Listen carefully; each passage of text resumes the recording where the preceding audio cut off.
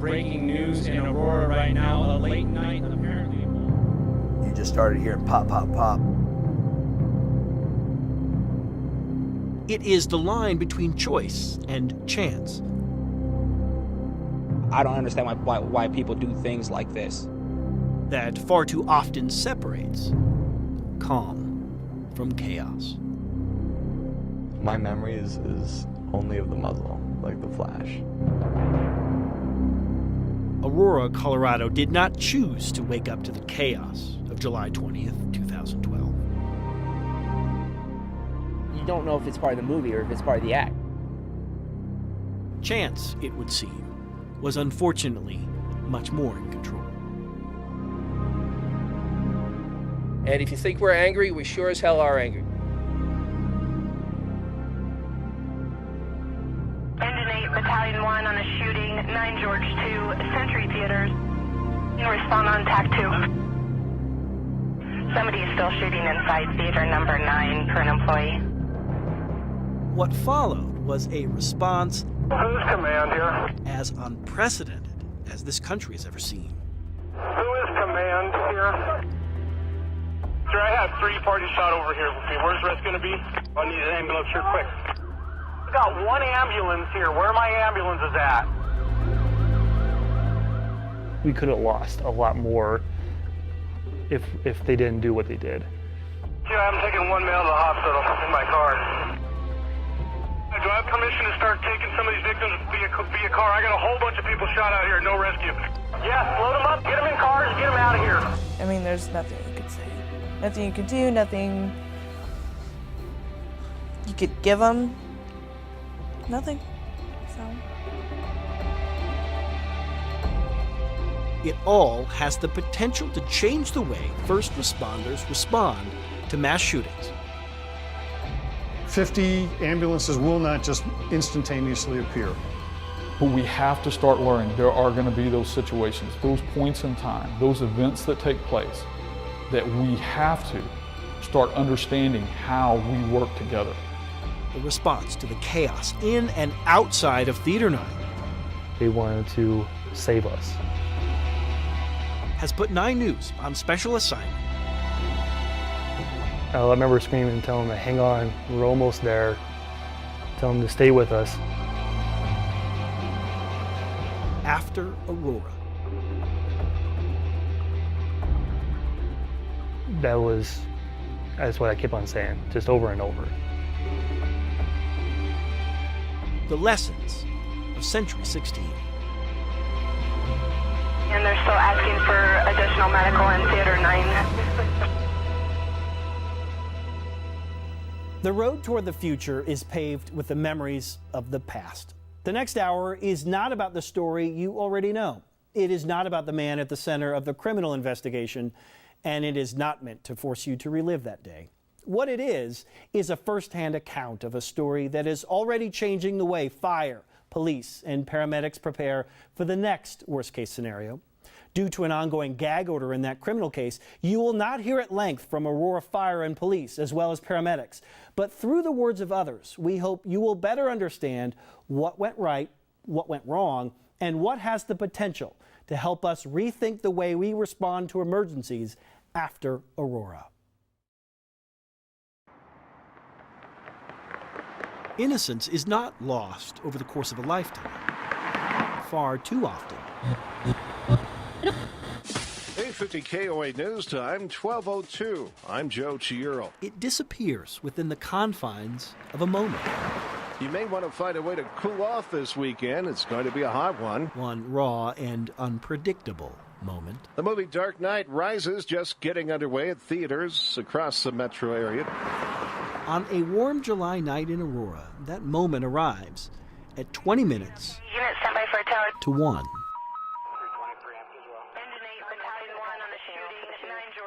There is at least one person that's been shot, but they're saying there's hundreds of people just running around. 1,400 people are in the building that night. Many are there to see the premiere of the new Batman movie. The building itself is located near the intersection of Exposition and Sable and just to the southeast of the town center at Aurora Mall.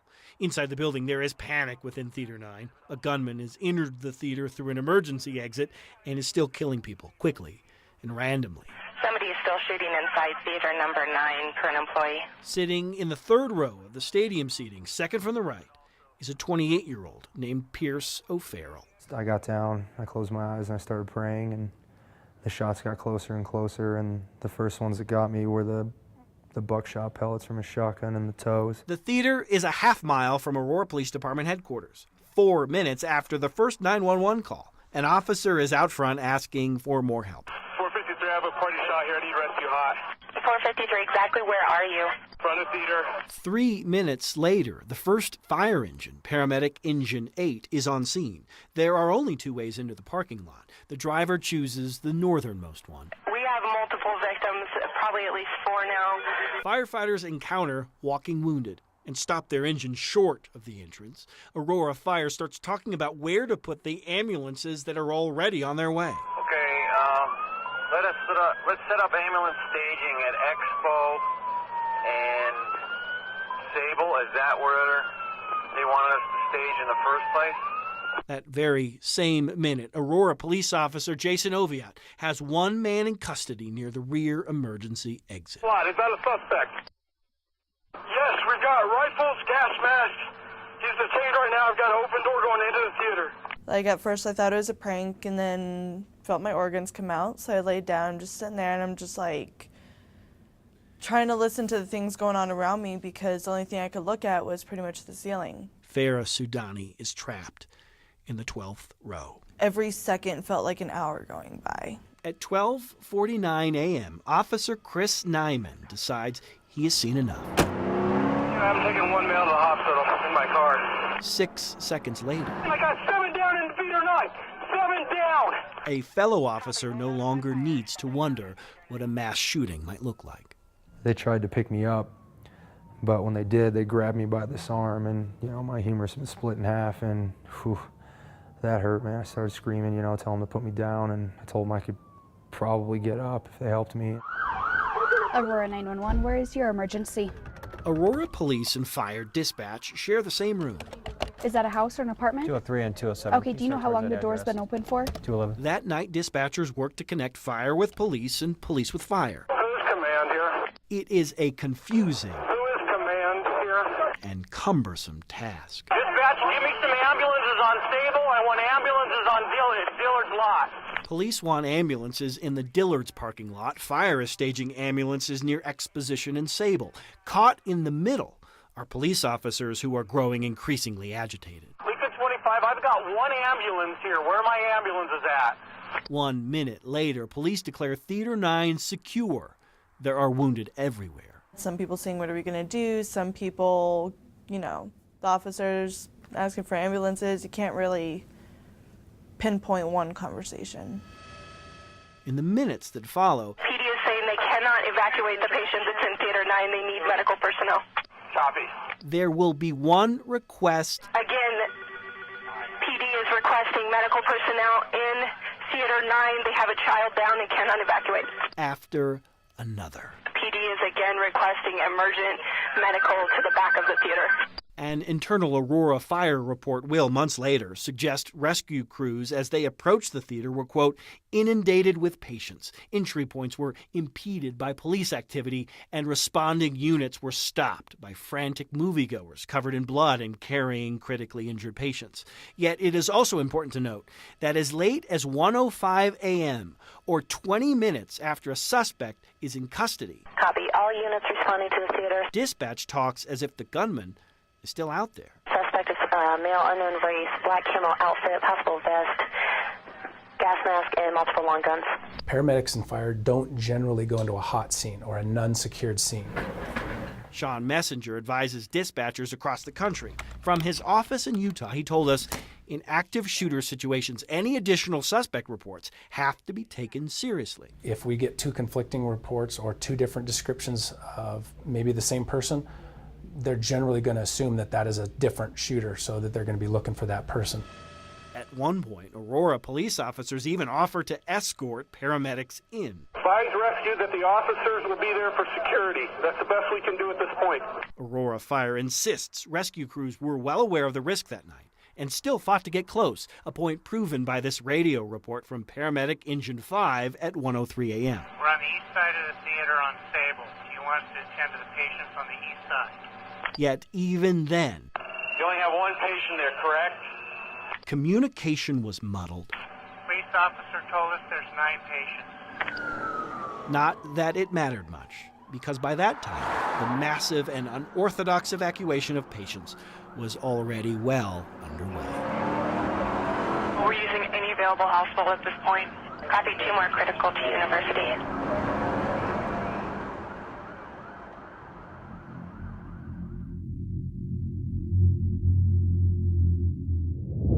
I'm sure they were thinking, we're not going to give you a ticket.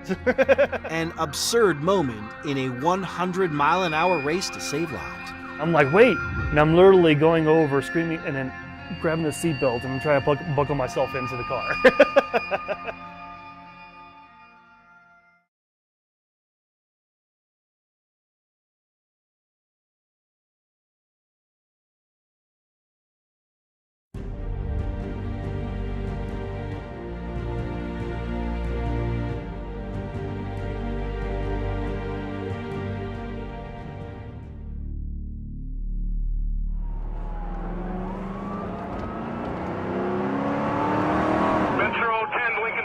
Do I have permission to start taking some of these victims via car?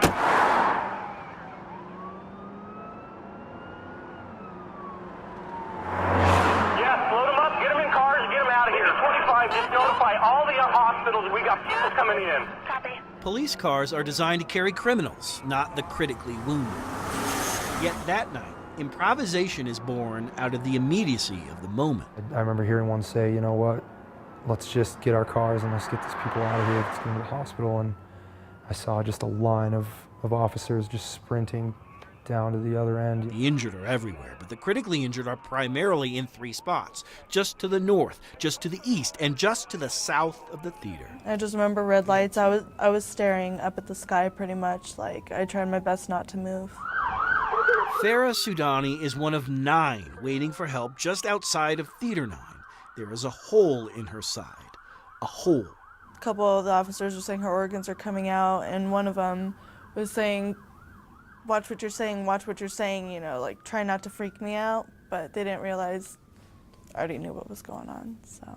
He sits me right down a small rock pile, and, you know, and I'm seeing everybody out there, just everybody is in pain, and everybody's screaming, and everybody is, you know, calling on the phones, and, you know, police officers are, you know, going around checking on everybody and doing their jobs. Joshua Nolan has 2 massive gunshot wounds. He too is out back and remembers hearing the moment the police officers decide it's time to go. Get him in the police officer car and get him to the hospital now. It's something that's always with you. I mean, there's not a day goes by that I don't think about it.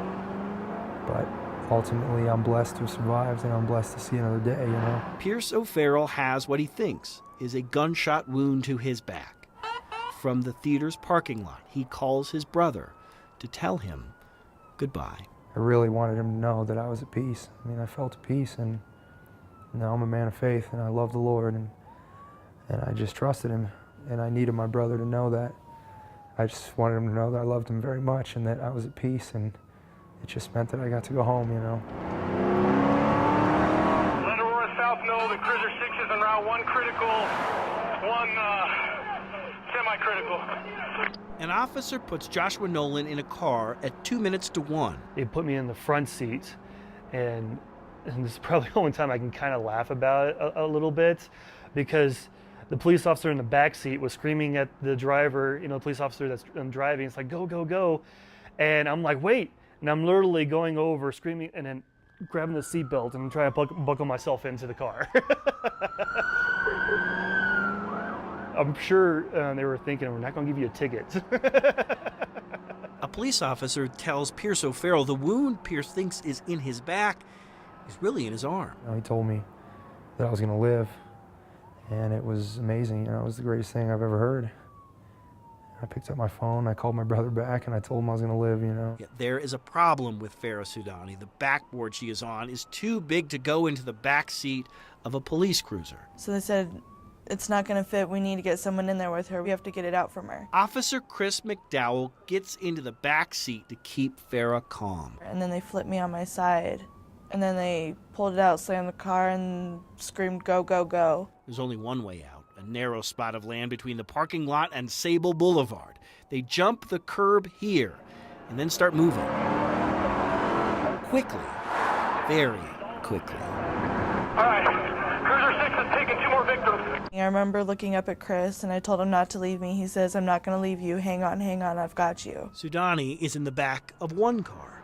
Nolan is one of 2 in another. I was thinking about the guy in the back seat because, you know, I don't know what extent of his injury was, if he was shot, so many times, but I knew he was barely awake. O'Farrell is also with a stranger. She was kind of drifting in and out, and the officers told me to kind of keep her up, so I just kind of started talking with her and just trying to think of anything to talk about just to keep her awake. I remember screaming and telling him to hang on, we're almost there.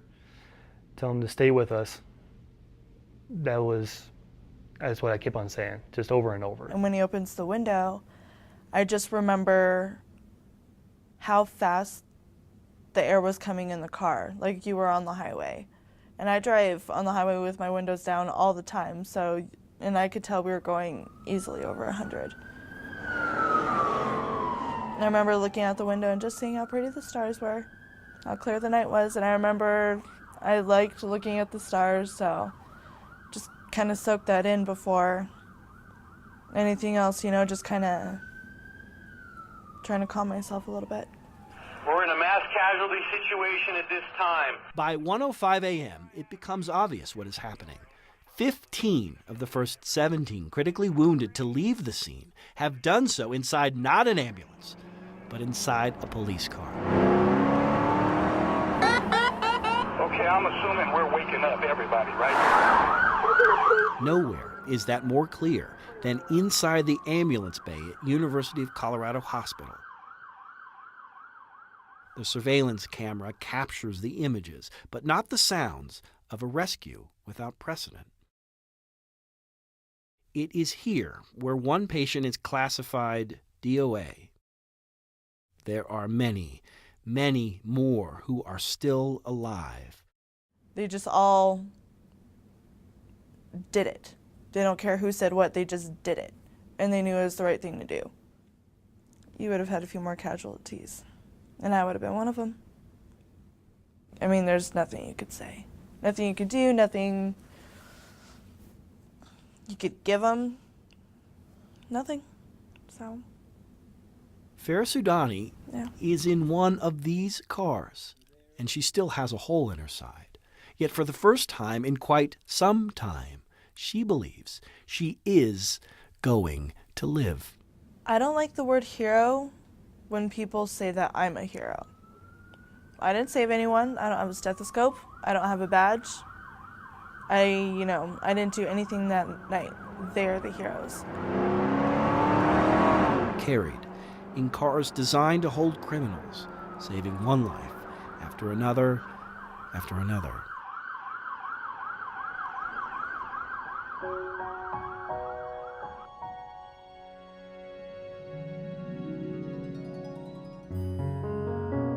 The focus was to figure out which one was the sickest.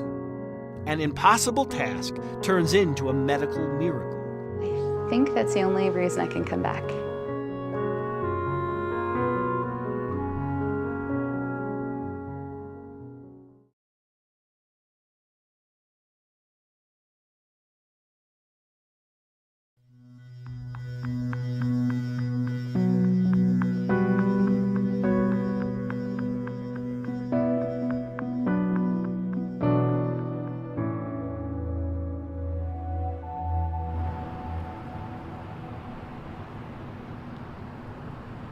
It was actually like most other nights for us. We had multiple people in the waiting room, 10 or 15 in the waiting room, I think. And we were actually on divert status. Very busy, very crowded. Meaning that ambulances weren't actually supposed to come to our hospital unless there was actually some sort of trauma or critical emergency. 23 of our beds were already taken. Just a very busy night. So my name is Dr. Camilla Sasson. So I was actually working here in the emergency room as one of the attending physicians. And so we were at capacity. So we had 25 boarded patients in our emergency department.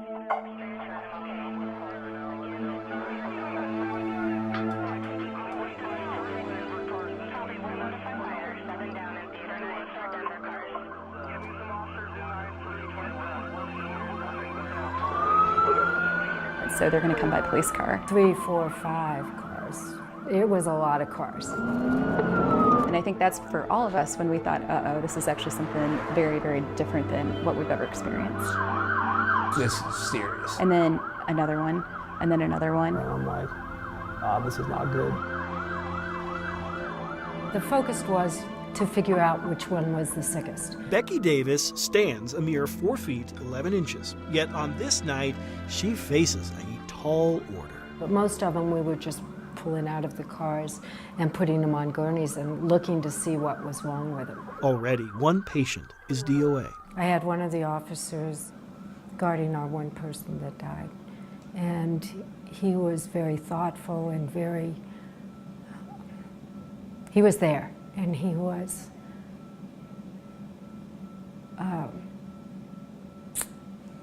very good with the situation.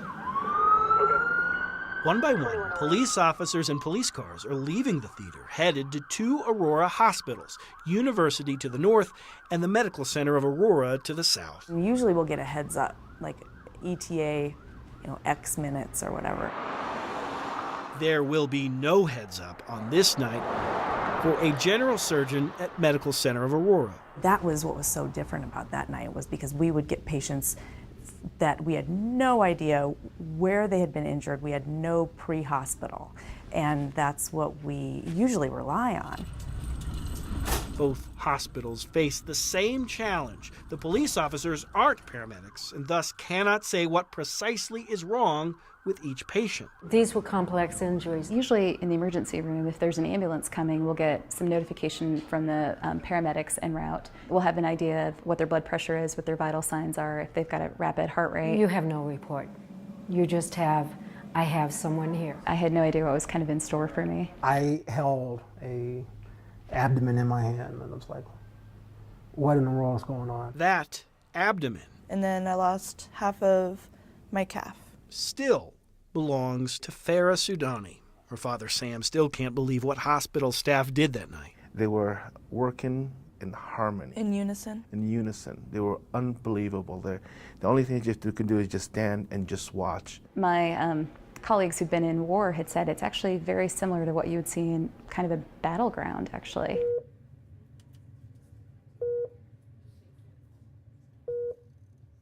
It felt like everybody was just so sick, and we didn't have enough hands to take care of everyone.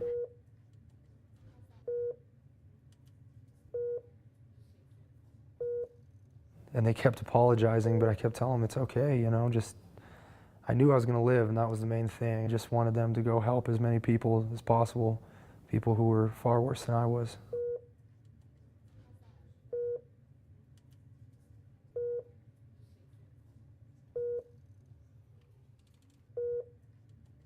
This is a skin flap removed from the back of my left shoulder. So my original tattoo is in the back of my shoulder that was removed, and my mom was with me when I got this tattoo. So it has a lot of memories.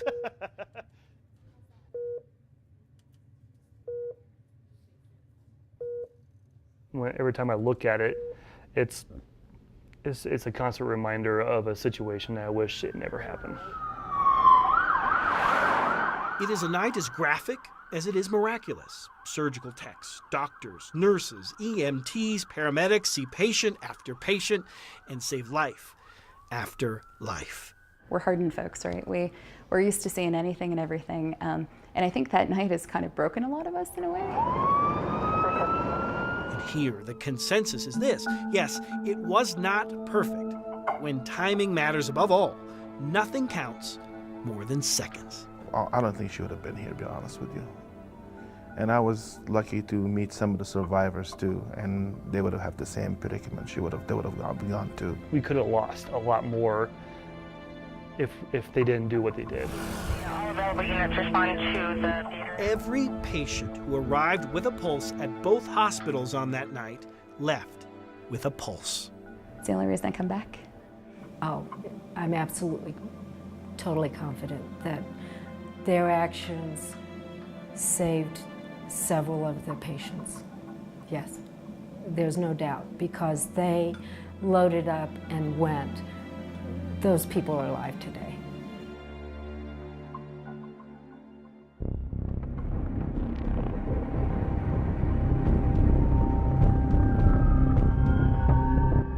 "50 ambulances will not just instantaneously appear."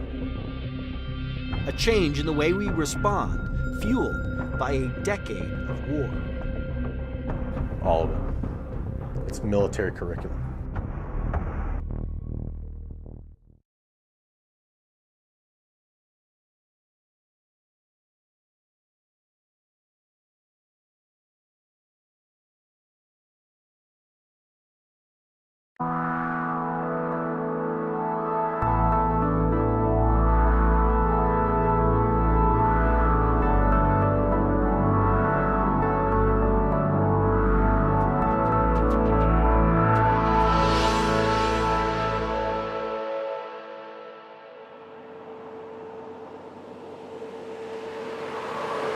Next team, come on in. Up high, up high, up high. Not too far from Austin, Texas. Let me see your head. Above your head. The cruelty of reality is duplicated within the walls of what amounts to a Texas-style soundstage.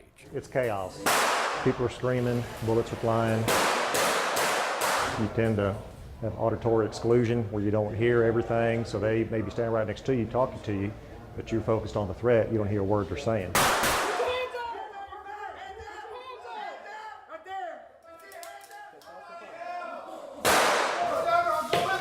It is raw training born out of a 1999 event in Colorado that changed the way this country looks at active shooter scenarios. We took a look at what took place in Columbine High School and asked the question that I think many law enforcement agencies across the United States ask itself is, what if that were us? David Burns joined with other law enforcement officers across the country in a vow to never again wait outside a building when a threat inside remains. We can't wait with patrol officers out in the parking lot while innocent people are being murdered inside this building and waiting for specialized units. I got 2 in 10. The program he helped start is called Advanced Law Enforcement Rapid Response Training, or ALERT. Bring it in right here, bring it in close. Yeah, it's pretty chaotic. We try to create that on purpose. Since 2002, Put your hands on your back. ALERT has trained more than 40,000 law enforcement officers. At one point, I got separated from my group because of shots fired down here. Don't wait, get in as quickly as possible, find the shooter. Simple, concise, and problematic. Because the faster law enforcement gets in, the better the chance of encountering critically wounded patients. One more coming out. We're in a mass casualty situation at this time. A consequence that played out to horrific perfection. I still need some ambulances over here. On July 20th, 2012, Copy, I'll let him know. inside the Century 16 Theater. 16, I got 7 down in theater 9. 7 down. I think there's going to be a lot that we can learn out of the Aurora shooting. Lieutenant Colonel Bob Mabry is a physician and an advisor with ALERT. Yeah, Lee, you secure the hallway. You 3 come in here with me. He says Aurora will be a game changer, much in the same way Columbine was. It's going to be a while before EMS or medical aid necessarily gets into a complex scene or a scene where there's potential threat still. The military realized this shortly before the wars in Iraq and Afghanistan. Men and women on the ground might be miles away from a doctor or a medic when injured. It's why for a decade those deploying have gone through a relatively simple course on how to save lives, a course designed with the help of Lieutenant Colonel Mabry. Tactical combat casualty care focuses on the leading causes of potentially preventable death.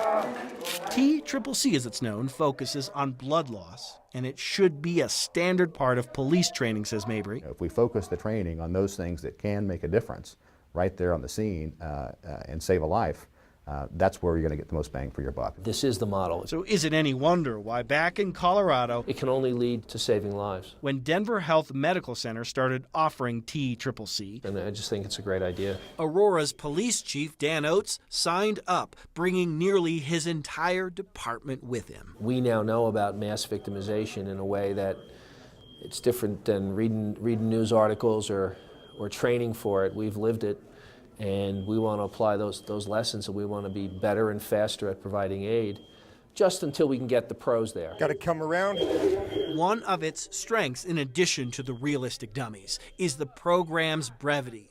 A day, 2 at most, for people like Aurora's Sergeant Jack Cooley. Very limited medical training in the past, and it's been several years since we've done any type of medical training. You can bleed to death from a femoral artery rupture in as little as 3 minutes. Paramedic Jesse Jerome says the other strength of the program is its simplicity. You place that tourniquet effectively and stop the bleeding, then you can move on to the next level of care.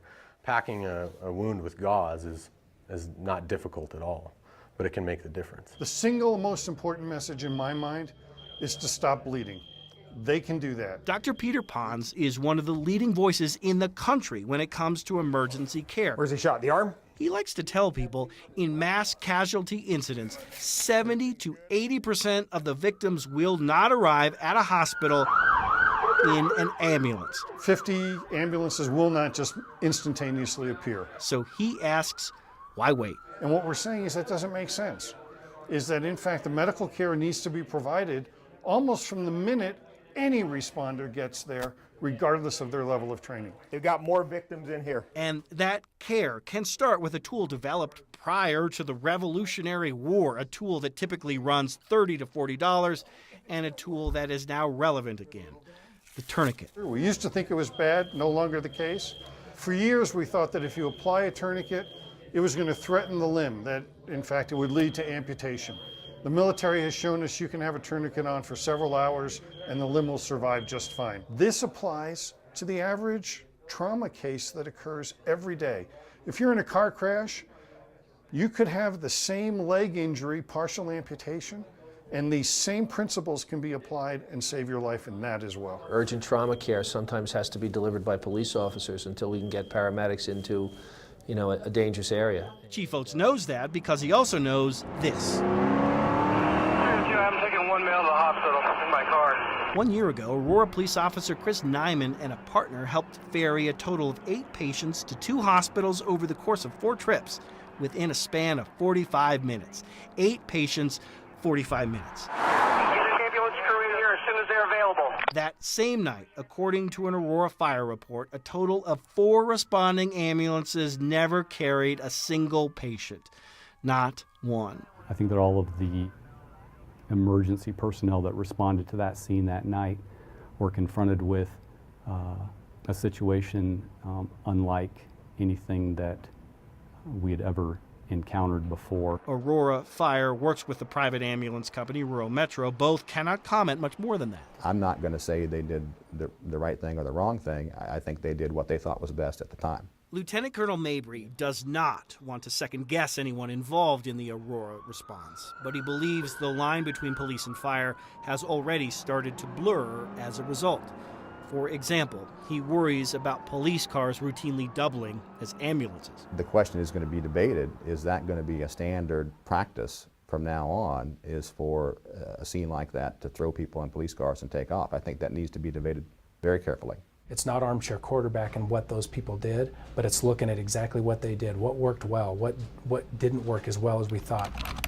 National Dispatch Advisor Sean Messenger says police likely need more leeway in getting paramedics inside. So that they understand we're going to provide you a bubble of security, the best that we can with some patrol units, but then we need those fire and paramedic folks to be able to come in and then extricate the victims more quickly out of what would not be considered traditionally a cold scene.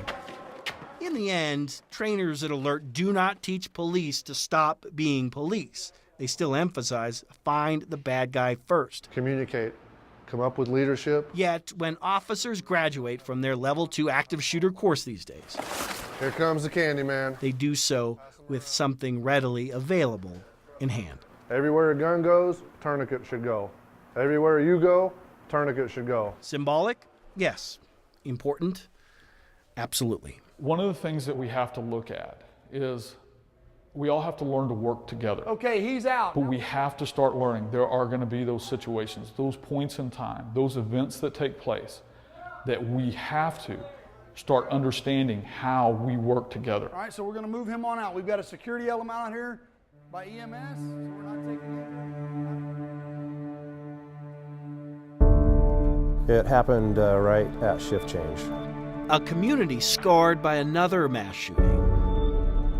It's life-changing. Yeah. Finds comfort in cooperation. Probably within a minute and a half, 2 minutes of police officers being in there, there was fire personnel that were caring for the injured.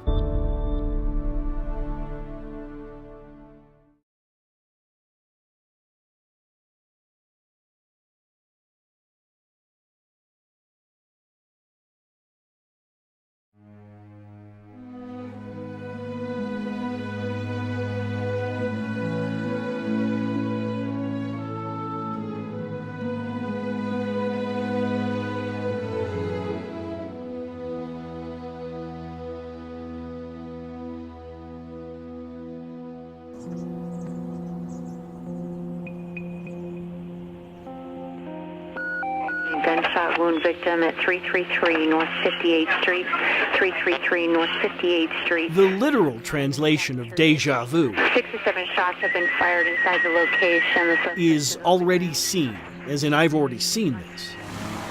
A female's been shot in the leg. Unknown if there's any other patients, but it's unknown where the weapon or the suspect or suspects are. Sometimes the only thing in doubt when it comes to déjà vu is where and when. Police say 15-year-old Kip Kinkle, a freshman and member of the football team, was armed with a rifle and 2 handguns when he opened fire. 1 year before the word Columbine became synonymous with mass murder, a 15-year-old walked into an Oregon high school intent Oh, there's gunshot wound victims at Thurston High School. on killing as many as possible. At this time, we are told there's 8 victims. Jeez. Well, my daughter's out there. I know. He jumped out and he was like, just walked like casually around shooting at people. I was a police officer assigned to the traffic enforcement team. 15 years ago, Dan Bishop was on the police radio 1 minute after the first 911 call. I am responding. My ETA to the school is 2. A teen who had been expelled 1 day prior was still inside the school's cafeteria, still shooting, still injuring, and still trying to kill more. We still had information that there might be an active shooting occurring in the cafeteria. I was leaving the cafeteria, and there was some loud fireworks, and then we all kind of turned to see what happened. This guy in, I think he was in black fatigues, just started shooting. You have to almost become automatic or robotic, because if you personalize it, you're not going to function very well for very long. Literally, there are kids running from the school, lots of kids. Mike Hackett is with Springfield Fire Station 1, let's get the medics into the cafeteria. and was one of the first paramedics on scene. Medics can go in, and they need another medic to expedite. 84, go ahead. We've got about 8 down. We need all the medic units we can get. So I'm responsible for these guys to make sure that they can go home the next morning. And so that was my biggest concern at that point, was the safety of my crew first. The similarities to Aurora's Century 16 are there. 1,400 people were in both buildings. Violence was primarily confined to one main area. Both saw high injury counts and both experienced early confusion as to the location of the shooter or shooters. Okay, the medics they're there, and they're going to enter the location. They have another medic en route. Do you know where the suspect went? Yet in Springfield, Oregon, firefighters went into an unsecured building within minutes. Yes, probably within a minute and a half, 2 minutes of police officers being in there, there was fire personnel that were caring for the injured. Crime scene photos document what they encountered. 2 were dead, 24 were injured. A gunman was on the floor, A number of students were holding him down. Now, we have the shooter in custody. Hang on just a second for me. That's 184. I've got the shooter. Just a second. 2022, we need additional medics. Shooter is reportedly in custody, 0802. 8 minutes had passed since the initial 911 call, and just like Aurora, officers were still wary of the possibility of a second shooter. Confirming the scene is secure.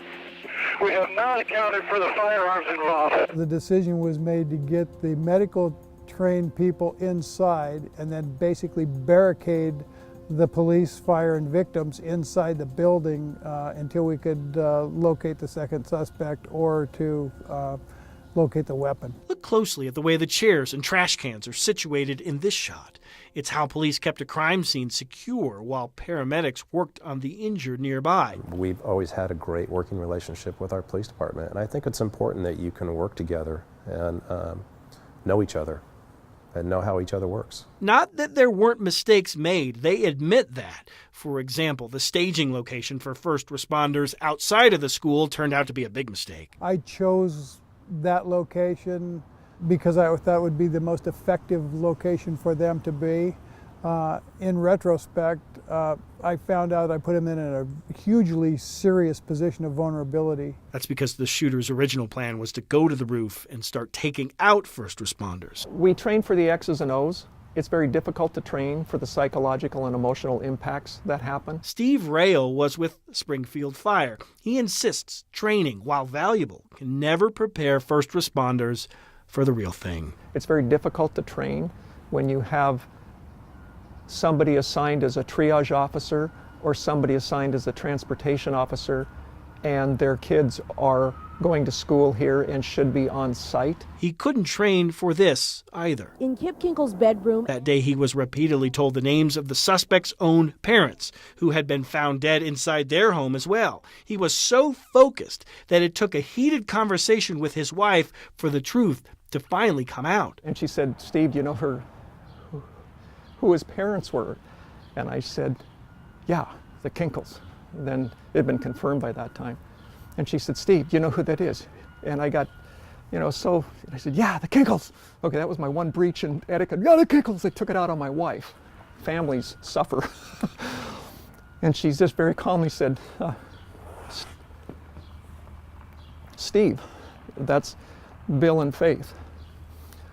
I physically felt a kick in my chest. Bill and Faith are friends of ours, and I didn't even make that connection. Can you confirm that there was only one suspect involved? That's the information I have now. Copy. Springfield, Oregon is now a community tired of deja vu. Columbine, Virginia Tech, Fort Hood, Aurora, Newtown. Lessons were learned on their day. Weapons been located in the office. Yet to this day, only one lesson really stands out. We've already seen one. That's enough. Well, if it happens, I want to be there. I want to make a difference. After that day, my attitude is, I don't want to respond to another one. But if I'm called, I'll go and I'll do it.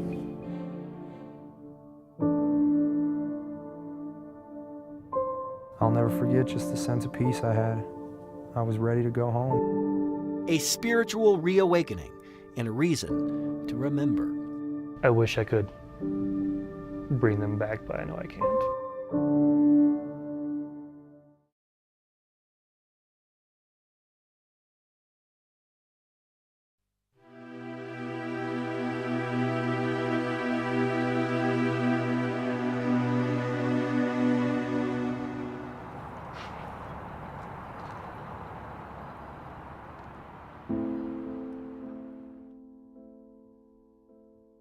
We could have lost a lot more if they didn't do what they did.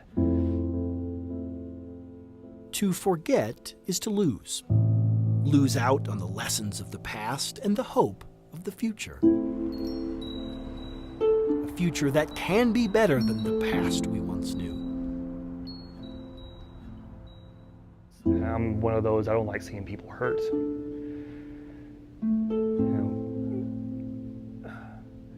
but as far as I know he made it, and that's what's the most important thing.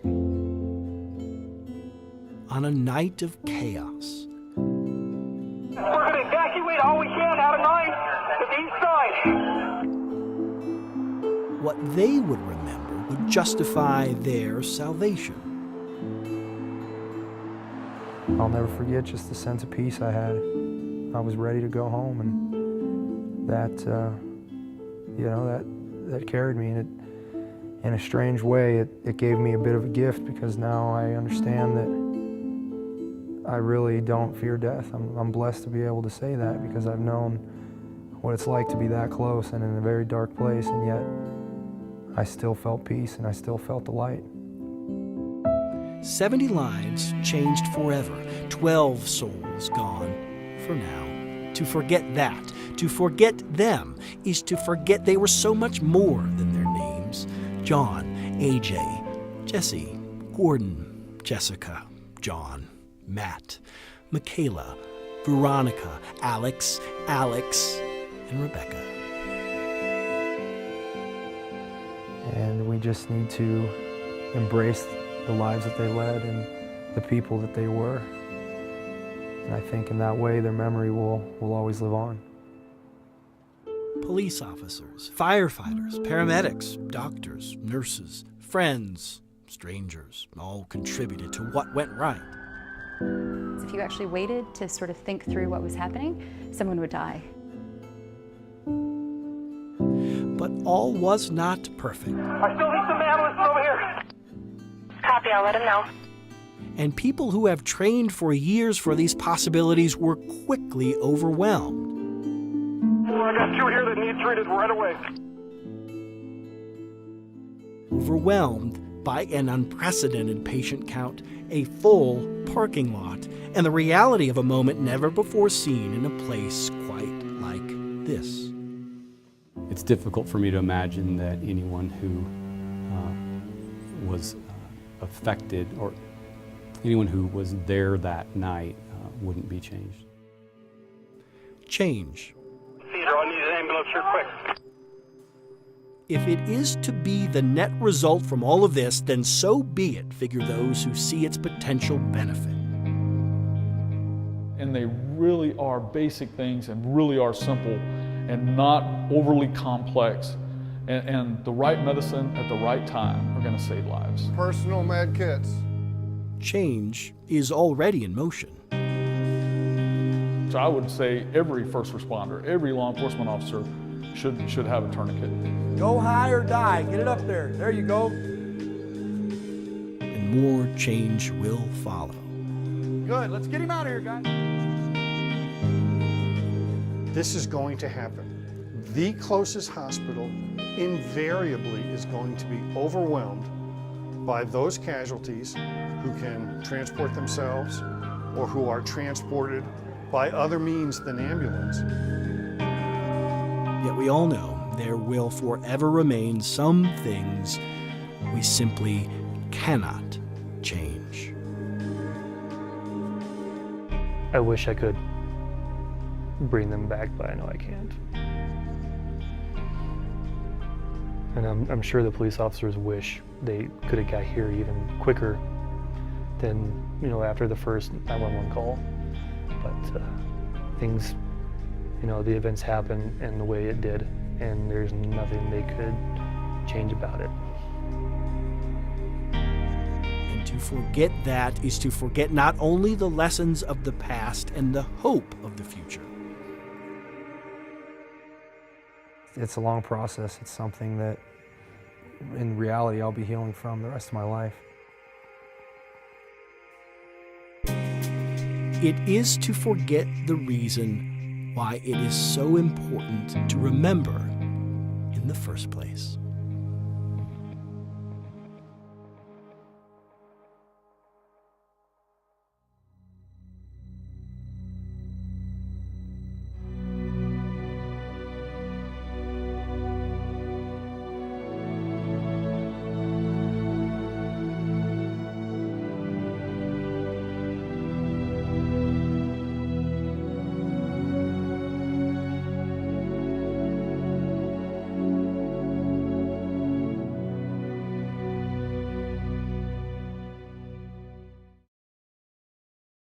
When they were tired of waiting for the ambulances that were too far away, Aurora police officers used their own police cars to take critically wounded patients away from the Century 16 theater. Since the shooting 2 years ago, we have talked extensively about why that was the case. Tonight, we traveled to the site of another well-known mass shooting that happened the year before. 911 investigator Chris Vanderveen has learned how training that is relatively inexpensive could help save lives in the future.